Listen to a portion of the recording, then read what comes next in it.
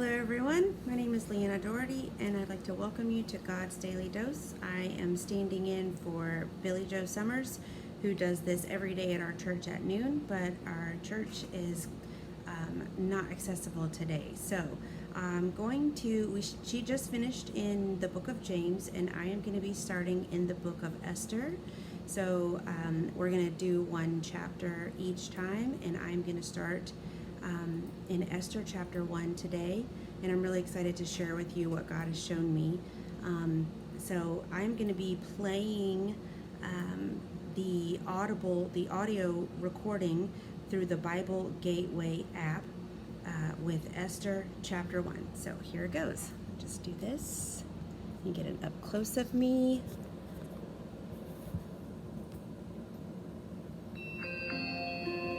Esther, chapter 1. This is what happened during the time of Xerxes, the Xerxes who ruled over 127 provinces, stretching from India to Cush. At that time, King Xerxes reigned from his royal throne in the citadel of Susa, and in the 3rd year of his reign, he gave a banquet for all his nobles and officials. The military leaders of Persia and Media, the princes and the nobles of the provinces were present. For a full 180 days he displayed the vast wealth of his kingdom and the splendor and glory of his majesty. When these days were over, the king gave a banquet lasting 7 days in the enclosed garden of the king's palace for all the people from the least to the greatest who were in the citadel of Susa. The garden had hangings of white and blue linen, fastened with cords of white linen and purple material to silver rings on marble pillars. There were couches of gold and silver on a mosaic pavement of porphyry, marble, mother of pearl, and other costly stones. Wine was served in goblets of gold, each one different from the other, and the royal wine was abundant, in keeping with the king's liberality. By the king's command, each guest was allowed to drink with no restrictions, for the king instructed all the wine stewards to serve each man what he wished. Queen Vashti also gave a banquet for the women in the royal palace of King Xerxes. On the 7th day, when King Xerxes was in high spirits from wine, he commanded the 7 eunuchs who served him, Mehuman, Biztha, Harbona, Bigtha, Abagtha, Zethar, and Carcass, to bring before him Queen Vashti, wearing her royal crown, in order to display her beauty to the people and nobles, for she was lovely to look at. But when the attendants delivered the king's command, Queen Vashti refused to come. Then the king became furious and burned with anger. Since it was customary for the king to consult experts in matters of law and justice, he spoke with the wise men who understood the times and were closest to the king: Karshina, Shethar, Admatha, Tarshish, Meres, Marsina, and Memucan, the 7 nobles of Persia and Media, who had special access to the king and were highest in the kingdom. According to law, what must be done to Queen Vashti? He asked. She has not obeyed the command of King Xerxes that the eunuchs have taken to her. Then Memucan replied in the presence of the king and the nobles. Queen Vashti has done wrong, not only against the king, but also against all the nobles and the peoples of all the provinces of King Xerxes. For the queen's conduct will become known to all the women, and so they will despise their husbands and say, King Xerxes commanded Queen Vashti to be brought before him, but she would not come. This very day, the Persian and Median women of the nobility, who have heard about the queen's conduct, will respond to all the king's nobles in the same way. There will be no end of disrespect and discord. Therefore, if it pleases the king, let him issue a royal decree, and let it be written in the laws of Persia and Media, which cannot be repealed, that Vashti is never again to enter the presence of King Xerxes. Also, let the king give her royal position to someone else who is better than she. Then, when the king's edict is proclaimed throughout all his vast realm, all the women will respect their husbands, from the least to the greatest.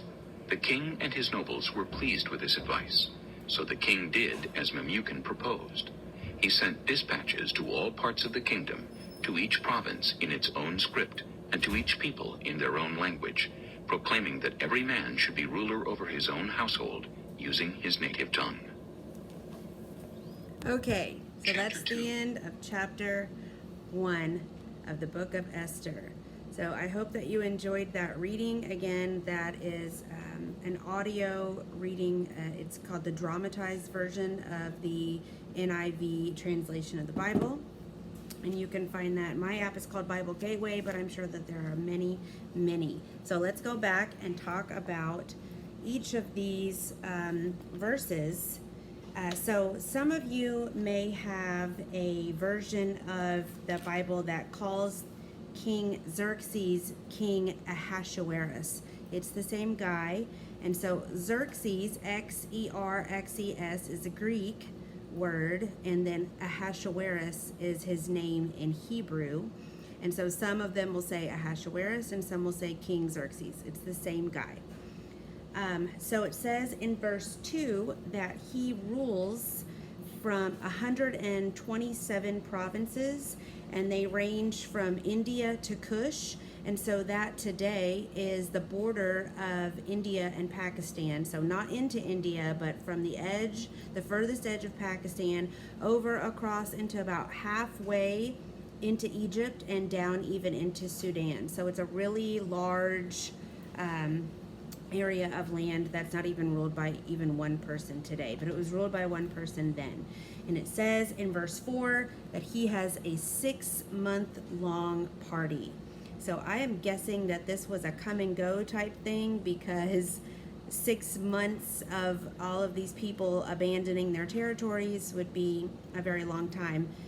Plus, it would probably take them 6 months just to travel from some of those places, or at least a really long time to travel that far a distance, because they were in Susa, which was about centrally located. So he's in a central location for his land that he rules over, and he has a party that lasts 6 months, and then after that he has a 1 week long party for just the citizens of Susa. And simultaneously we hear about Queen Vashti, or sometimes she's called Vashti, Vashti, having a week-long party for her ladies' court at the same time.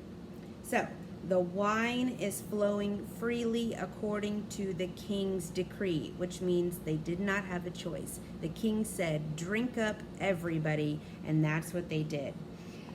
So that's verses 5 through 9, starting in verses 10 and going through verse 12. So King Xerxes, or again, King Ahasuerus, is all in his feels about Vashti. And he is just remembering her, and he's like, you know what? You guys got to see this girl for yourselves. And so he says to his eunuchs, and they name the eunuchs, which is a big deal, because we're able to check historically against a lot of these names anytime they name someone in the Bible. He says, get her down here, get her all dolled up, put her crown on her head, I want her looking royal, and get her down here for everyone to see her. And she says no. She says no. She refuses to come. That's all we know. So we don't know if she was somewhere bent over a toilet, or if she was just passed out from drinking. All we know is that she refuses to come. And he, being all in his feels, gets real mad because of that. I believe he is humiliated. So the king doesn't care what the reason is. All he cares about is that he's humiliated in front of all of the nobles of his own court. So again, this is the week-long party of all the nobles of his court. So starting in verse 13, the king is consulting with his advisors. So in America today, we would hear this as this administration, okay? So there would be like the president and his cabinet. So this is the king and all of his advisors, and my version says the king consulted the wise men who understood the times. So that's important to know, that he's consulting the wise men. These are the nobles, and it names them as well. Starting in verse 16 through 20, this one little pot-stirring guy named Memucan, he pipes up and he says, you know, Queen Vashti, she did not just disrespect you, she's disrespected everyone. And I'll bet you that this news is going to spread fast. By the end of today, don't be surprised if all of the wives of all the noblemen of this court of Susa, everybody under you, doesn't have unrest in their household. Their women are going to be disrespecting them just like your wife disrespected you. And so they're all feeling threatened by this, okay? So most likely the advisors are actually suggesting that if you have unrest, if there is problems at home for all of the men who you are counting on, that when you go to war, that these guys are going to be like, you can't, we got enough problems at home. And if you're going to allow this to happen in your home, what are we supposed to do? You know, your wife doesn't even respect you. Why should we? So that's a real problem. The noblemen feel threatened. The king feels threatened, and he issues this decree, right? It says, even though Memucan is really blowing this out of proportion, I think we would think that in that day, but really probably he's not, because they would be asking a lot of their men, not defending him in any way, but they would need an order. And if the men of his court are unhappy with him, he needs to keep his army, he needs to keep his troops happy. And so he has to do this. He follows the advice of Memucan. They all get together, all their little yes men shockingly get together and agree that they need to be the boss. So it sounds to me like this king is a real sap. He's a real easy pushover. And he's just, you'll see as we get through the rest of the book that that's true. So starting in verse 21 through 22, all of the yes men get together and they send out letters to the entire kingdom saying that all of the wives have to obey all of their husbands, or that the men are the rulers of their household.